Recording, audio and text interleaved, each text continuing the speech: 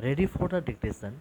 Dictation will given at 120 word per minute for legal matter, and this matter also help for all the examinations which is coming near you. Now start. The argument of Sri A.K. Gaur, learned counsel for the petitioners, that the contempt proceedings are not maintainable is therefore without any substance on the facts as disclosed and discussed herein above.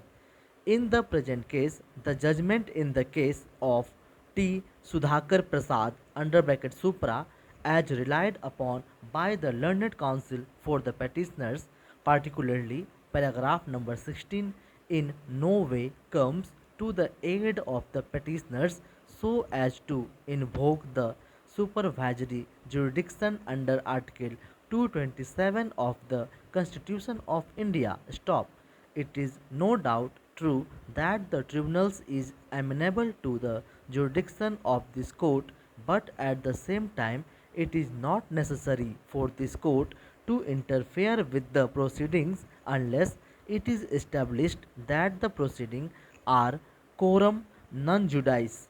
In the instant case, there is no material before us so as to demonstrate that the tribunal cannot or could not have issued a notice to the officials of the petitioners to answer the contempt notice. We may again put on record that the manner in which this writ petition has been framed in the official capacity of the officers appears to be only to save them of liabilities which they ought to incur, and is a saving device for reasons best known to them. Stop. The aggrieved persons would be the officials who had been implicated by name in the contempt application and not the officers in official capacity. Stop. Para change.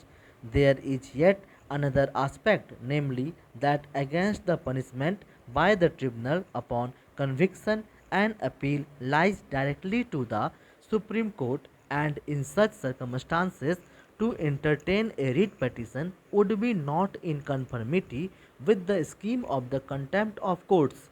1971 read with section 17 of the Administrative Tribunals Act 1985, unless the proceedings are patently without jurisdiction or are otherwise ultra vires the constitution or the provisions of any act. Stop. A writ petition may lie against an order of the tribunal refusing to issue notice for contempt as held by the apex court in the case of Sujit Nath Singh Roy versus State of West Bengal and others 2015 under bracket 12 SCC 514. Stop. The preliminary objection raised by the respondent number 1 as incorporated in the interim order dated 16 December 2010 had not been answered in the said order, nor have we been able to find any argument on behalf of the petitioners that may dislodge the preliminary objections raised by the respondent. Stop.